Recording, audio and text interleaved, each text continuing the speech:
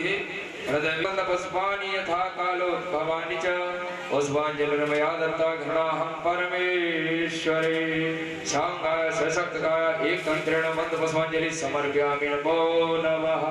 बोलिए वृंदावन सच्चिदानंद रूपाय विष्णुपदाय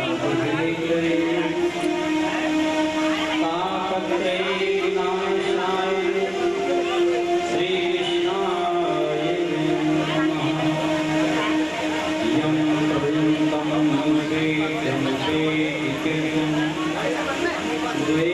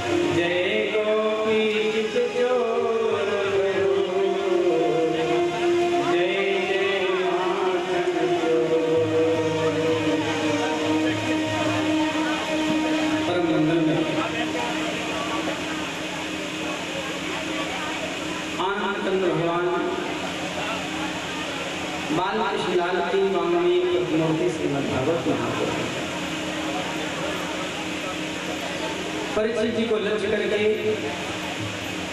परम पुरुष श्री सुखदेव जी महाराज गंगा के पावन तट पर कथा रसपान करा रहे हैं। सभी लोग कथा सुनने से पहले दो बार भक्ति भाव में जुड़ करके भगवान नाम उच्चारण करेंगे।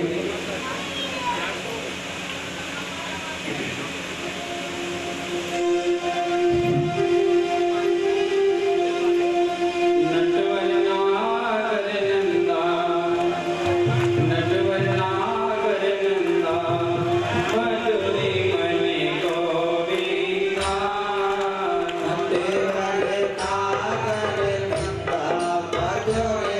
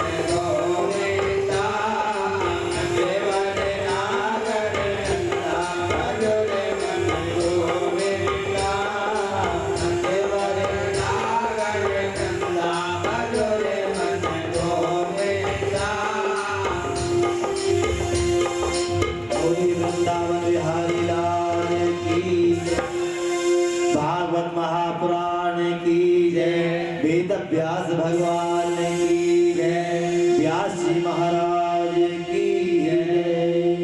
जय जय श्री राधे, जय जय श्री राधे, जय जय श्री राधे श्याम। कल के प्रसंग में आप लोग सुन रहे थे, ऋषभदेव भगवान अपने 100 पुत्रों को बहुत सुंदर उपदेश देते हैं। बहुत से कर्मकांडी ब्राह्मण हो गए, 9 खंडों के अधिपति बने और कुछ 9 योगेश्वर हो गए, और जो बड़े बेटा थे भरत जी वो राजगद्दी पर बैठे। भरत जी राजगद्दी पर जब बैठे, प्रजा का पुत्र पालना करने लगे।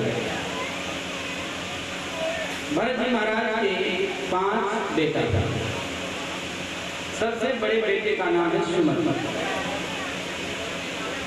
भरत जी अपने पिता का उपदेश पाए थे, इसलिए भगवत भक्त थे। जब बेटा सयाना हुआ, अपने बड़े बेटा सुमंत को राज देकर वन में चले गए। वन में गए, गंडकी नदी के किनारे पुनः आश्रम में छोटी सी कुटिया बना करके भजन करने लगे।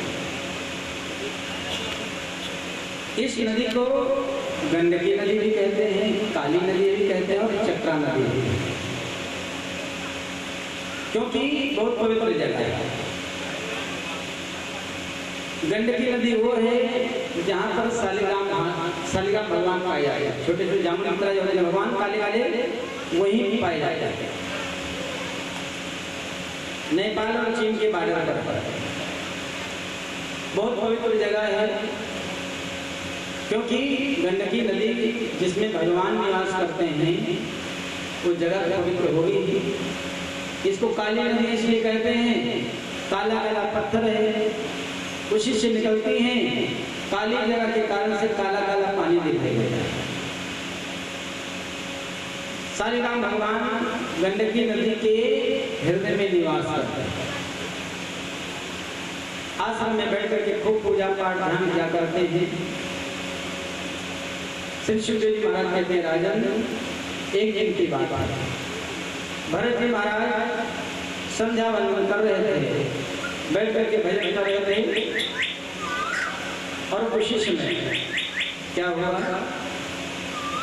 तत्र तदा राजन हरि पिपासया जलास्याम ध्यास्मेते ततो जगम। एक हिरनी जो गर्भवती थी, प्यासी थी, पानी पीने के लिए गंडकी नदी के किनारे आ गया। जैसे पानी पीना चालू किया, उसी समय कोई सिंह नहीं गर्जना करता। हिरनी बहुत डरपोक होती है, डर गई कि शायद सिंह आ गया, बड़ी तेजी से छलांग लगा नदी को पार करने के लिए। लेकिन डर के मारे पार तो नदी किया, लेकिन गर्भ का जो बच्चा था वो बाहर कैसे करके पानी में गिर गया। मृगी तो जाकर के बाहर पार तो किया, जाकर के मर गई। छोटा सा बच्चा पानी में बहने लगा। भरत जी महाराज सब देख रहे हैं, सोच रहे हैं मैं माला फेर रहा हूँ और पास में छोटा सा बच्चा है, मर जाएगा, डूब जाएगा, इसकी रक्षा करना चाहिए, क्योंकि शरण से परित्यागी महापातक जो पास में हो और उसकी रक्षा ना करे तो पाप लगेगा। तुरंत जल में कूद गए, छोटे से बच्चे को निकाल लाए, पोंछ करके अपने आश्रम में रख लिया। अब तो पास में रख लिए, पालन पोषण कर लिया। जहाँ जहाँ जाते हैं साथ में ले जाते हैं, कहीं हरी हरी घास चरने लग जाता है तो गोदी में ले लेते हैं। जब हवन करने बैठते हैं, कुशा या हवन सामग्री को मुंह से खींचता है, डांट देते हैं, चुपचाप बैठ जाता है। सोचने लग जाते हैं, देखो बेचारा मुझे ही अपना माता पिता समझता है। हाँ हाँ, इसका कौन है और दूसरा, मैं ही तो पालना पोषण कर रहा हूँ। ऋषि बालकों की भांति मुझसे बहुत डरता है, उससे बहुत लगाव हो। जिधर जाते हैं साथ में ले जाते हैं, उसके बिना तो रहते हैं। पहले बहुत पूजा पाठ क्या करते हैं, अब इतना मोह घेर लिया कि धीरे धीरे माला छूट गई। अब तो उसी की सेवा में लगी रहा था। बड़ा बच्चा से आना हुआ। एक दिन की बात है राजन, वो हिरण का बच्चा पास में चल रहा था। भरत जी महाराज पूजा पाठ में लगे थे। अचानक वहीं पर हिरणों का एक झुंड आ गया। कई हिरण आ गए, अपने जाति भाई लेकर के हिरण जाकर के उसमें मिल गया। जैसे ही सब हिरण लगे, साथ में बच्चा भी भग गए। भरत जी महाराज देखते हैं कि वो बच्चा कहाँ गया। बहुत लगाव हो गया, खोजते हैं, बहुत परेशान है। और कहने लगे कि मेरा सारा जीवन व्यर्थ में गया।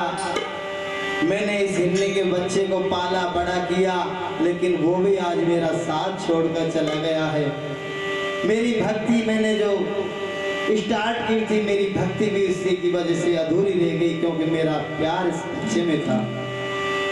मेरी भक्ति में लगी गयो दागरी, कैसो हिरन मैंने पालो।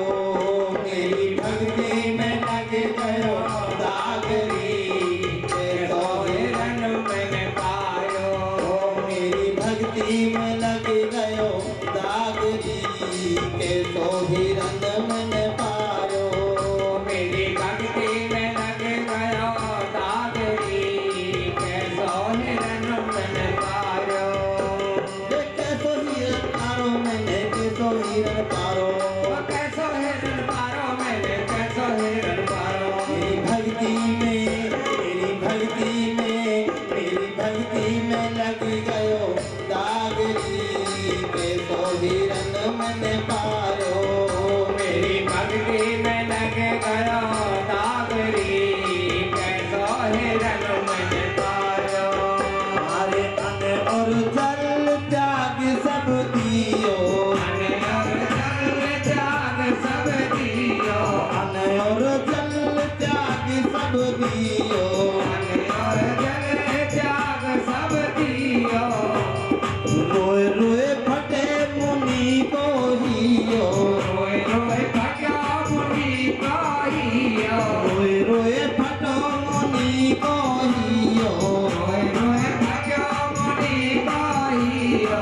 फूट गए मेरे आगरी, कैसो हिरन मैंने पायो। मेरी भक्ति में हमें, मेरी भक्ति में लगे गयो दागरी, कैसो हिरन मैंने पायो।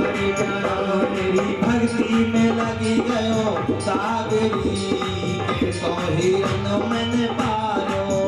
मेरी भक्ति में हमें, मेरी भक्ति में लगे गयो। नंगे पैर जंगलों में भटक रहे, लेकिन कहीं दिखाई नहीं दिया। दिन एक तो पूजा पाठ से छूट गया। अब तो हिरन में इतना मोह हो गया था कि हर समय याद आता है, रोने लगे। अंधेरा हो गया। अब तो सोच रहे हैं कोई जीव जंतु खाता, कोई सिंह तो नहीं खा गया, बेचारा कहाँ भटक रहा होगा। चंद्रमा पवित्र हुआ। चंद्रमा से कहने लगे, हे चंद्रमा, तुम जरूर देख रहे होगे, जहाँ मेरा वो बच्चा होगा उसका कल्याण करें, उसके वियोग में खाना पीना सब छोड़। बस यही गलती है। अच्छा है जीव की रक्षा करना मनुष्य का कर्तव्य है, लेकिन जब चलने फिरने लायक हो गया था तो उसको छोड़ देना चाहिए, लेकिन नहीं, मोह। इसी कारण से अब जीवन बिगड़ गया। वियोग में खाना पीना छोड़ दिए। एक दिन ऐसा आया, हिरन को याद करते करते शरीर को छोड़ दिया। अंत यामति सागर कहीं, अंत काले च मामेव स्मृत्वा कलेवरम। अंत काल में जो व्यक्ति जिस भावना से जिसको याद करता है, उसी योनि में चला जाता है। बस भरत जी महाराज हिरन की योनि में जन्म पाए। कालांतर क्षेत्र में हिरन की योनि में जन्म पाए, लेकिन याददाश्ती बनी है, इसलिए हिरन के शरीर में भी यादकारी होने के कारण उसी आश्रम की तरफ चल गए। घूमते घूमते पुनः आश्रम पर आया। जहाँ पहले रहा करते थे वहीं आसपास घास कर लेते हैं। आसन पे बैठे हैं, किसी हिरण का संग नहीं करते, खाते पीते हैं नहीं, याद आती कि मुझसे बड़ा धोखा हो गया, इसलिए सूखी घास करते हैं, पानी पीते हैं गंदगी का, वहीं बैठे रहते हैं। धीरे धीरे शरीर कमजोर हो गया। एक दिन शरीर छोड़ने की इच्छा हुई, गंडकी नदी में जाकर के किनारे आधा शरीर में आधा बाहर ऐसे बैठ गए। बस पछताते हुए अपनी भूल के विषय में याद करते हुए शरीर त्याग, शरीर छोड़ दिए। इसके बाद अंगिरा गोत्र में ब्राह्मण कुल में जन्म हो, माता पिता को खुशहाली मनाए, जन्म कुंडली में नाम निकला भरत नाम था। अब तो जब सियाने में थोड़ा माता पिता पढ़ाना लिखाना चाहते हैं, जनेऊ संस्कार करवाए, गुरु महाराज गायत्री मंत्र सिखाते कि बेटा ये गायत्री मंत्र ब्राह्मण का मूल मंत्र है, इसको याद कर ले, संध्यावंदन करना चाहिए, इसी मंत्र का जाप करना चाहिए। लेकिन भरत जी महाराज नहीं आता, सोचने लगे जब 2 अक्षर से काम चल जाता है तो 24 अक्षर का मंत्र में क्यों सीखूं, इसलिए कल राम राम रखते थे। पढ़ाई करने के लिए स्कूल में भेजे, नहीं पढ़ता, सोच रहे थे अभी पढ़ लूंगा, पिताजी कहेंगे सत्यनारायण भगवान की कथा बांटना सीख लो, और पढ़ूंगा कह देंगे कि विवाह कराने की पद्धति सीख लो, फिर वही संसारिक जीवन में फंस जाता। मुझे खूब मालूम है संसार में किसी भी व्यक्ति का संग भी नहीं करता, तो हारे पिता पढ़ाए नहीं पढ़ते, माता पिता का स्वर्गवास हो गया, भाई के साथ रहने लगे, लेकिन चुप रह रहे, किसी से बात नहीं करते हैं, न नहाते हैं न धोते हैं, बस ऐसे पागलों की भाग रहते हैं। कोई कोई बोलता है तो पागल है, उसी तरह से कर्म करते हैं। कई पत्थर लेकर के हाथ में रोकते हैं, नहाते धोते नहीं, पागलों की तरह रहते हैं, जड़ स्वरूप बनाते। अब भरत जी महाराज जड़ भरत कुछ बोलते ही नहीं, इधर भाई के साथ रहते थे, जैसे खाते तो खूब हैं, निश्चित होकर के काम को नहीं करते, भाभी करने लगे, इतना खाता इसे काम क्यों नहीं बताते थे। भाई लेकर के जाता है, चलिए खेत पर, देखो बरसात से ये मेड़ बह गए, खेत खराब हो गया, तो इस जगह की मिट्टी उठा करके फावड़े से यहाँ पर रख दो, काम बता करके चला जाता है। भरत जी महाराज लेकर के फावड़ा झुक जाते हैं, तो जिस जगह लग जाते हैं उसी जगह से गड्ढा खोदते, एक जगह पर ऊंचा ही करते रहते, सब काम खराब कर देते। ये नहीं बंद कर, सुबह शाम को एक जगह गड्ढा खोदना, एक जगह मिट्टी को चढ़ाते, खेत खराब कर देते। 2-4 कांटे लगाता भाई, बहुत भट्टा लगा, लेकिन मस्त आता। एक दिन की बात है, राजा भाई ने सोचा बाजार तैयार हो रहा है, चिड़िया चुगती हैं, इसलिए कह दिया कि चलिए खेत की रखवाली करिए, कोई भी चिड़िया दाना न चुगने पावे, ड्यूटी लगा दिया। लेकिन क्या करते हैं, दूसरे के खेत की चिड़िया उड़ा कर अपने खेत में लाते हैं, और जब चिड़िया दाना चुगते चुगते उड़ करके चली जाती हैं तो सोच रहे हैं कि ये तो पानी पीने के लिए जाती है, तो पानी का प्रबंध होता है, और चिड़िया दाना चुगती हैं, पानी पीती हैं। इसी प्रकार से कहते हैं राम जी की चिड़िया और राम जी का खेत, खाओ चिड़ियों भर भर के, कहाँ जाओ, अब तो चिड़िया खुद दाना चुगती,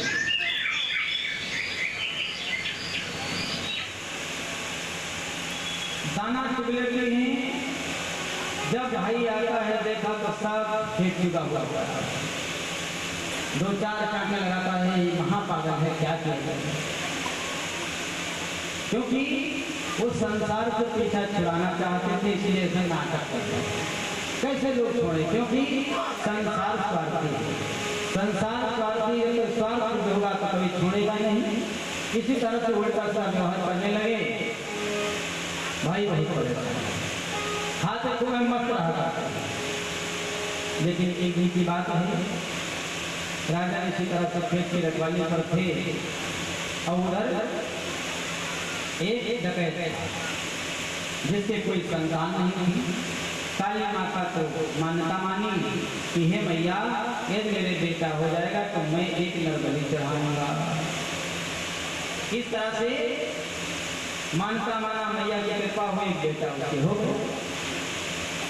एक कहीं से आदमी पकड़ के ले आए। नवरात्रि में जिस दिन काल रात्रि का दिन आएगा उस दिन बलि देंगे। उस आदमी को पता लगा कि मुझे बलि देंगे, इसलिए मौका पाया और भाग कर चला गया। अब किसकी बलि देंगे? डकैत ने कहा कहीं कोई मिल जाए उसे लाओ, समय तो नजदीक आ गया है। खोज रहे थे लोग। भरत जी महाराज मोटे ताजे गोरे भूरे खेत पर थे, पकड़ करके ले गए। हाँ, ये अच्छा लगा, देविया खूब प्रसन्न हो जाएगी। लेकर के चले गए। सबसे पहले स्नान कराया गया, खूब मलमल करके स्नान कराया, नए नए वस्त्र पहनाए गए। भरत जी महाराज खूब प्रसन्न हो रहे हैं। जब से माता पिता चले गए तब से आज आनंद आया है। हर प्रकार के व्यंजन बनाकर के भोजन कराया है, खूब मस्त पा रहे हैं भोजन, खूब आनंद आ रहा है। ये नहीं कि मरना पड़ेगा, कोई टेंशन नहीं। इसके बाद समय आया, लेकर के सब लोग गाते हुए आते देवी मैया के मंदिर में चले गए। जैसे काली मैया के मंदिर में पहुंचे तो कीर्तन किए। सबसे पहले पुरोहित में भरत जी की पूजा करा। चलिए बलि की पूजा कराइए, स्वस्ति बाजा हुआ, तिलक करवाए। इसके बाद तलवार की पूजा की गई। भरत जी महाराज को सामने खड़ा करता, देखिए गर्दन को नीचे झुका करके खड़े रहो। मंत्र पढ़ रहा है पुरोहित, बोला जैसे मंत्र पूरा होगा तलवार चला जाएगा। लेकिन ध्यान देना, भगवान के भक्त का कोई अनिष्ट नहीं कर सकता। इसी प्रकार से क्या हुआ, भरत जी महाराज डर नहीं रहे हैं, क्योंकि भरत जी इसलिए डर हैं कि मरनी को सब जग डरे, मोहन सदा आनंद, कब मरी हो कब भेंटी हो पूर्ण परमानंद। अरे जल्दी मर जाएंगे तो परमात्मा से भेंट करेंगे, मुलाकात होगी, नहीं कर रहे हैं। और जैसे ही मारना चाहता है वो डकैत, उसी समय क्या हुआ, ब्रह्म तेरी सात जुलूस है गंधही मानी बपुषा, सहस्रों काट से देवी भटका। इस ब्रह्म तेज को देवी मैया सहन नहीं कर पाता। ज्वाला से शरीर देवी मैया का जलने लगा, ब्रह्म तेज से शरीर जलने लगा। देवी मैया मूर्ति को तोड़ करके प्रकट कर गई। बोली काली मैया की जैसे प्रकट हुई, हाथ में तलवार लेकर के और उस पुरोहित और उस डकैत सरदार के सिर को अलग कर दिया। जितने लोग इधर सब मारे, देवी मैया सबको मार करके सिरों की गेंद बना करके खेलने लगे। प्रसन्न करना चाहता है भरत जी को। भरत जी उसी तरह से सिर नीचा किए हैं, देख लेने से क्या होता है। देवी मैया भरत जी को गले से लगाया, अपना वरद सिर पर रखा, आशीर्वाद देकर जय श्री राधे। और सभी जितने भी भक्त बैठे हैं माँ से प्रार्थना करते हुए चलेंगे कि हे माँ, हम भी आपकी शरण में आए हैं अपने भक्तों की रक्षा करना। मात लई शरण तुम्हारी, मात लई शरण तुम्हारी, नैया लगाए दे मेरी पार। मात लई शरण तुम्हारी, नैया लगाए दे मेरी पार। मात लई शरण तुम्हारी, नैया लगाए दे मेरी पार। मात लई शरण तुम्हारी, नैया लगाए दे मेरी पार।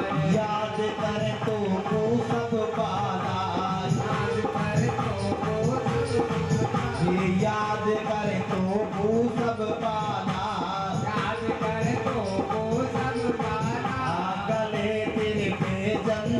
माला, गले तेरे पे जंती माला, गले तेरे पे जंती माला, गले तेरे पे जंती माला।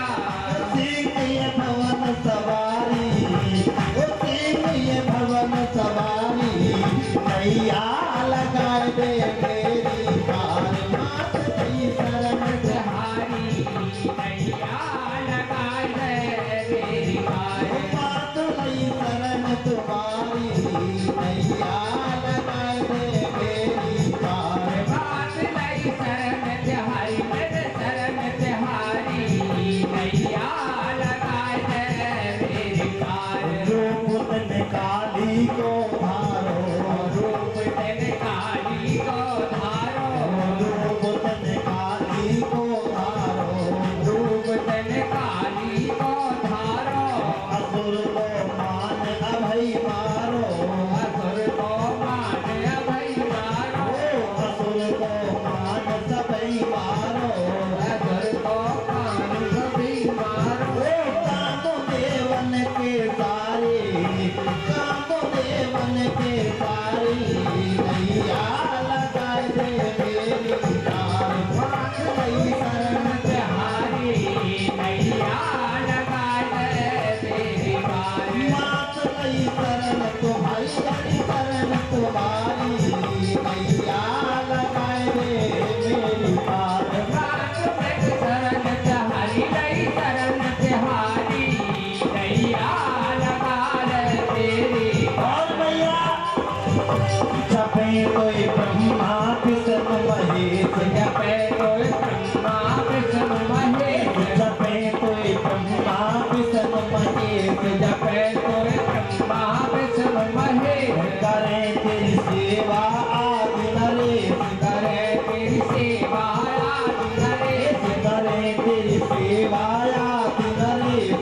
करे तेरी सेवा आदि नरेश। हरो अब विपत हमारी, हरो अब विपत हमारी, नैया लगाए दे मेरी पार, मात नहीं शरण तिहारी, मेरे शरण तिहारी, हम शरण तिहारी, नैया लगा दे मेरी पार। मात नहीं शरण तुम्हारी, नैया लगाए दे मेरी पार। बात धोरा डडबारी, नैया लगा दे मेरी पार। अरे नैया लगाए दे पार हमारी, नैया लगाए दे पार, नैया लगाए दे पार, मात नहीं शरण तिहारी, नैया लगा दे मेरी पार। लई शरण तिहारी, नैया लगा दे मेरी पार। बोलिए दुर्गे मैया की। भक्ति मैया ने अच्छा किया। इसके बाद राजन अब तो काम तो करते नहीं, घर के लोग भगा दिए, अब तो सदैव विचार किया जाता है। जड़ भरत जी किसी से बातचीत नहीं करते हैं, इसी प्रकार से जड़ स्वरूप बना करके विचरण किया करते। एक दिन की बात है राजन, सिंध सोविन देश का राजा रघुगण सत्संग करने की इच्छा था।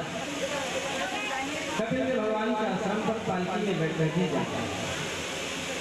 रास्ते में एक कहार बीमार हो गया। महाराज एक व्यक्ति बीमार हो गया है, कैसे हम जल्दी चलेंगे? तो जितनी प्रजा है सब मेरी है, सब मेरे सेवक हैं, किसी को पकड़ करके ले आओ। भगवान की इच्छा से विचरते हुए घर भरत चले। कहार पकड़ करके ले गए।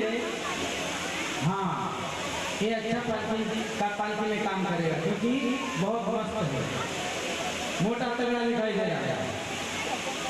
जा करके पालकी में लगा दिए, कंधे पर पालकी रख दे। भरत जी बोले नहीं, जड़ भरत जी पालकी को लेकर के चलते।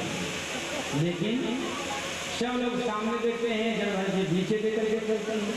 कोई जीव मर न जाता है पीछे, जैसे कोई चीटी आज कोई जीव दिखते हैं छलांग लगा देते हैं। पालकी हुई आती है। राजा रघुवर बोल पड़ा, हे ओढ़ा साधु क्रमत किमिति विषम्यते यामति। अरे क्या कर रहे हो, पालकी तो हिला रहे हो? महाराज हम लोग नहीं हिला रहे हैं, ये नया नया सहारा है ना, यही गड़बड़ी कर रहा है। सही चलाओ, चुपचाप चल देंगे। आगे बढ़ते इसी तरह से फिर गड़बड़ी किए, ऐसे छलांग लगाए कि राजा उसमें लोट पोट हो गया। राजा ने कहा, तुझे होश नहीं है, मैं तेरा स्वामी हूँ, कैसे चलता है? अभी थोड़ा दूर आया है, ऐसा लगता है कि इतना थक गया, मोटा तगड़ा दिखाई दे रहा है, अभी तुझे डंडे से मार करके तेरा इलाज कर दूंगा। चुपचाप लग गए, फिर चल रही। इस बार जब छलांग लगाए तो राजा को बहुत तेज चोट लग गई। राजा ने कहा रुकिए, अब इसे इलाज भी करना पड़ेगा। बहुत अच्छा बोलने लगा, जड़ भरे से कभी नहीं बोलते, लेकिन आज सोच रहे कि नहीं बोलूंगा तो राजा को काम खराब हो जाएगा, क्योंकि राजा भक्त है, संतों के पास जाता रहता है। यदि इसको नर्क हो गया अपमान करने के कारण तो महात्मा सब लोग बदनामी करेंगे कि देखो महात्माओं को सत्संग में बैठा, इसकी दुर्गति हुई। आज बोले क्योंकि अधिकारी जीता। क्या कहते हो, तो मेरा इलाज करो, मोटे तगड़े हो, अभी थके ऐसे बोल रहे हो। सुनिए, राजा बड़े गौर से देख रहा था, क्योंकि नहाते धोते जल्दी थे नहीं, तो वही महिला को मिला, जनेऊ गले में पड़ा है, बोलने लगे, सुनिए राजन, घमंडी होकर के अभिमानी राजा बने हो, अपने को राजा मान बैठे हो। सभी व्यक्ति एक समान है,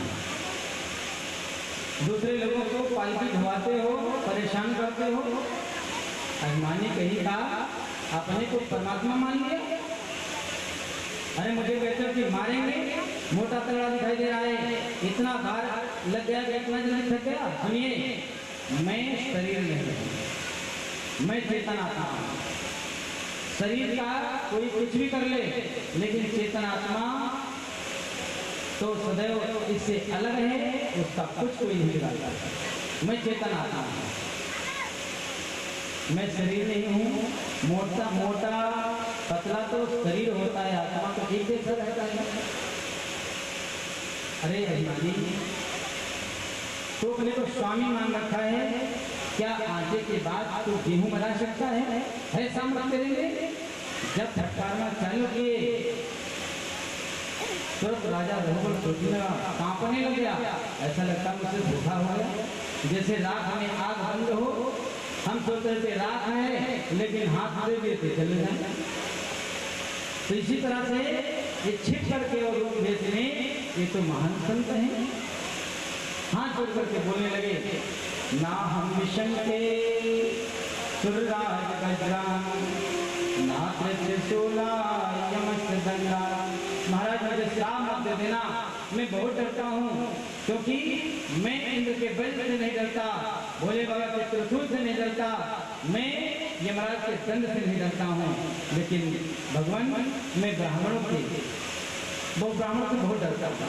अब मुझे श्राप मत दे देना, पहले मैं तेरे जैसा नहीं, सुन मैं ही पहले राजा। अहम पुरा भरतो नाम राजा, अहम पुरा भरतो नाम राजा, विमुक्त संगा सुख संग बंधा, आराधनम भगवत की मानो, मृगो भवम मृग संगधता था, श्याम स्मृति मृगते वीर, कृष्णाचलम प्रभो पहले मैं भी राजा था, लेकिन तुम्हारे जैसे नहीं था। मैं ऐसा राजा था, प्रजा को पुत्रों का पालन करता था, लेकिन मैं जब राज का त्याग करके वन में चला गया, एक हिरण के बच्चे से प्रेम हो गया, उसमें आसक्ति हो गई, उसी के कारण से मुझे मृग के शरीर में जाना पड़ा। मुझे आज भी याद है, क्योंकि भगवान की आराधना करने के कारण मुझे आज भी याद है। इसलिए मैं किसी का संग नहीं करता, स्वच्छंद रूप से विचरण करता रहता हूँ, किसी से कुछ नहीं लिया। ना काहू सो मांगना, ना काहू को दे, अनिच्छा जो कुछ मिले तो भोजन कर ले। जो भगवान की इच्छा से मिल जाता है उसी को पा करके मस्त रहता हूँ। राजा रघुवर सोचने लगा, मुझसे तो धोखा हो गया, तो महान संत हैं। अब तो हाथ जोड़कर चरणों में गिरा और बोल पड़ा। राजा रघुवर सोचने लगा, जब महात्मा मिल गए तो इन्हीं सत्संग हो जाना चाहिए। बैठ, चरणों में बैठ गया, आसन दिया। आप कहते हैं कि मैं चेतन आत्मा हूँ। चेतन आत्मा को शरीर में रहने पर भी आत्मा को कष्ट नहीं होता। मैं कैसे करता हूँ? जैसे शरीर को कष्ट दिया जाएगा तो आत्मा को कष्ट तो होना चाहिए। भरत जी ने कहा, क्यों महाराज? जैसे चूल्हे पर हम भगोना चढ़ा देते हैं, भगोने में पानी रहता है, असहाल अग्नि तापस तंडुल गर्भ रहती। जैसे भगोना चूल्हे पर चढ़ता है, आग जलाते हैं तो सबसे पहले पानी गर्म होता है। पहले भगोना गर्म होगा, फिर पानी गर्म होगा। इसके बाद हम उसमें चावल डालते हैं, फिर चावल का बाहरी भाग पकता है, फिर अंदर को ताप होते होते भात बन करके तैयार हो जाता है, चावल बन जाता है, सिद्ध हो गया। तो ताप नीचे से लगी और चावल के अंदर तक प्रवेश कर गया। इसी प्रकार से जब चेतन आत्मा शरीर के अंदर है तो आत्मा को कष्ट तो नहीं होगा। ऐसे शब्द सुन करके जड़ भरत ने बोल, सुनिए राजन, तुम केवल सत्संग में बैठ करके थोड़ी बातें सीख गए हो। अको विदा को विद्वान वदसतो नाति विदाम वरिष्ठा ना सूर्यो ही जोहमेनम तत्वावर्षेण सह। केवल ज्ञानी जैसी बात करना सीखे हो, तुम्हें कोई ज्ञान तो है नहीं, लंबी चौड़ी बातें बनाते हो। सुनो, तुम जो उदाहरण दे रहे हो ये सब देखने वाली चीज है। आग दिखती है, भगोना दिखता है, जल दिखता है, चावल दिख रहा है, लेकिन ध्यान देना आत्मा शरीर के अंदर रहती है वो दिखाई नहीं देती। इस प्रकार से जैसे बिजली के तार में बिजली प्रवाहित होती रहती है लेकिन बिजली दिखाई नहीं देती। पंखे से लगाओ हवा आने लगी, लाइट आ जाएगी। मोटर से लगा दो, पानी आया, हाँ लाइट आ जाएगी। अलग अलग कामों में अलग अलग दिख रही है, लेकिन तार में तो नहीं दिखती, अनुभव में आती है। भाई बल्ब से लगाए प्रकाश होने लगा, हाँ हाँ लाइट आ जाएगी, लेकिन चेतन आत्मा को कोई देख सकता है क्या? इसी प्रकार शरीर के अंदर चेतन आत्मा निवास करता है, जिसकी सत्ता से शरीर चलता था लेकिन वो दिखाई नहीं देती। इसी प्रकार से जब दिखाई नहीं देती है, इससे अलग है। जैसे बता रहे थे कि भगोने के अंदर चावल डाले सिद्ध हो गया, लेकिन लोहे का टुकड़ा हो तो उसका क्या कुछ बिगड़ सकता है? क्या वो पिघल सकता है? नहीं। बहुत फटकार लगाया है। राजा रघुवर ने बहुत प्रकार की शंकाओं का समाधान करता है। जो भी प्रश्न करते हैं वो उत्तर देने लगे।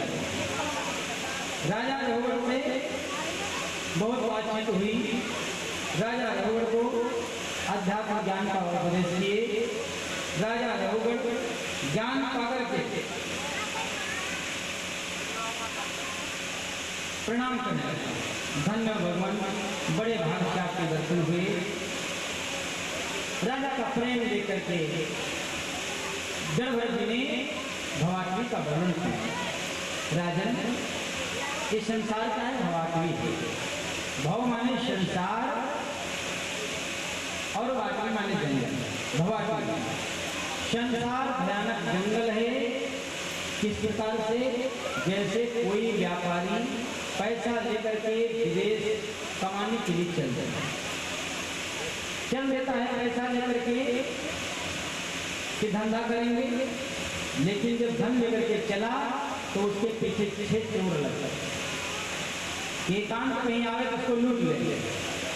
चलता रहा, जैसे ही एकांत आया, अंधेरा हो गया, 4-6 चोरों ने हमला किया, उसका धन लूट लिया।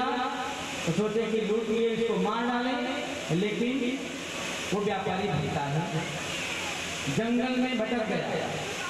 शेर, बाघ, भालू, चीता आवाज करते हैं, डरने लगा। तो सोचा कहाँ जाऊँ, एक वृक्ष के ऊपर चढ़ गया।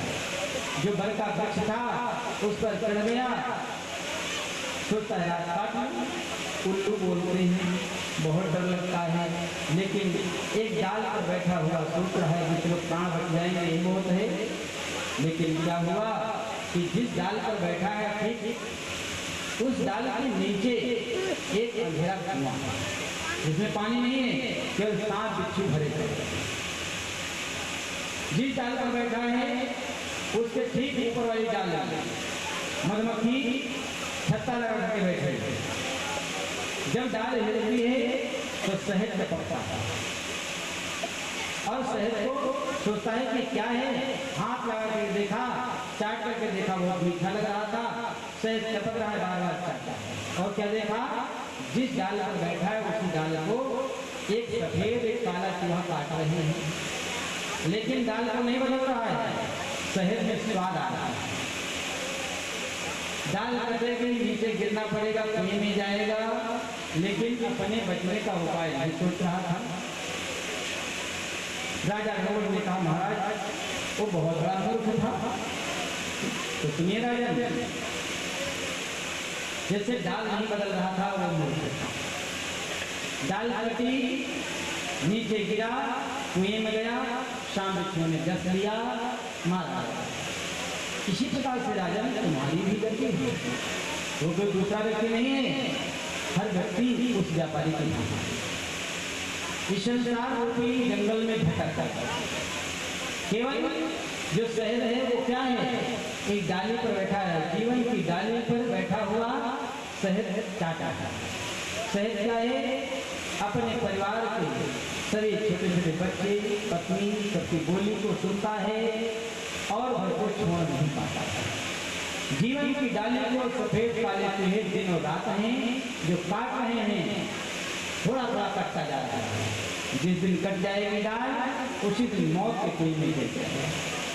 राजन, जब तक डाल नहीं कट पा रही है, उससे पहले चाहिए ज्ञानी व्यक्ति को उस डाल से अलग हो जाना चाहिए, भगवत आराधना करनी चाहिए, भगवान की शरण ले लेनी चाहिए। जैसे राजा को ज्ञान हुआ, हाथ जोड़ करके प्रणाम किया, नमो महतो, नमो शिष्यो, नमो युवभ्यो, नमो तुभ्याम।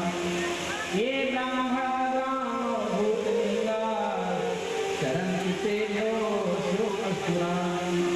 आप जैसे संत, चाहे छोटे हो चाहे बड़े हों, जहाँ पर जो व्यक्ति मिल जाता है उसको सुंदर उपदेश देकर के संसार को भवसागर से पार कर देते हैं। हे भगवान, आपसे मैं बार बार प्रणाम करता हूँ, मैं तो बहुत भटक गया था, आपने रास्ता बताया। राजा रघुवर प्रणाम किया और सीधे भगवान का आराधना करने के लिए बनने बोले, भगवत भगवान की जय। ध्यान देना, ताला कितना बड़ा होता है, जो ताला होता है घर में लगाते हैं कितना बड़ा होता है, लेकिन चाबी कितनी छोटी होती है, छोटी सी। बड़े से ताला को छोटी सी चाबी खोल देती है। इसी प्रकार से भगवान के प्यारे भक्त संतों की वाणी होती है, बड़ी बड़ी समस्याओं का समाधान कर देते हैं। इसी प्रकार से संतों के सत्संग से जीव का कल्याण होता है। आज सत्संग पा करके राजा रघुवर सदा के लिए धन्य धन्य हो गया। इसके बाद राजन भरत जी महाराज के ही वंश में एक जय नाम के राजा हुए, बहुत प्रकार के राजा हुए हैं। इसके बाद शेष खंडों के विषय में बताया, जैसे 9 खंड हैं, उसमें हमारा भारतवर्ष भरतखंड के नाम से विख्यात है। 7 द्वीप हैं और 7 द्वीपों में हमारा एक जम्बू द्वीप जो भारतवर्ष में आता है। राजन देखिए 9 खंड है, नाभि, किम पुरुष, शरीर, इलावत, ब्रह्म, खंड में पुरुष, भद्रा, सत्यमान के 9 खंड माने गए और 7 द्वीप हैं, जम्बू, शालमली, कुश और पुष्कर, 7 द्वीपों में हमारा ये भारतवर्ष जम्बू द्वीप नाम से दिखता है। भारत खंड का नाम पहले अजनाब खंड था। जब से राजा भरत के हुए तब से इसका नाम भरत खंड है। वैसे तो भागवत जी में 3 भरत है। एक भरत राम जी के भैया भरत, दूसरे दुष्यंत पुत्र भरत शकुंतला के बेटा और तीसरे जरभरत। 3 भरत हुए। भारतवर्ष की चाहना देवता भी करते हैं कि मेरा भारत में जन्म हो। देवता भी लालच रहते हैं भारतवर्ष में आने के लिए। क्यों? यहाँ पर बहुत आनंद है। दूसरे जितने भी खंड हैं उनमें पाठ पूजा नहीं होती, कथा कीर्तन यज्ञ नहीं होते, सब दूसरी जगह सब भोग भूमि है, लेकिन धर्म कर्म की भूमि हमारा भारतवर्ष। इसलिए अहो अमीशा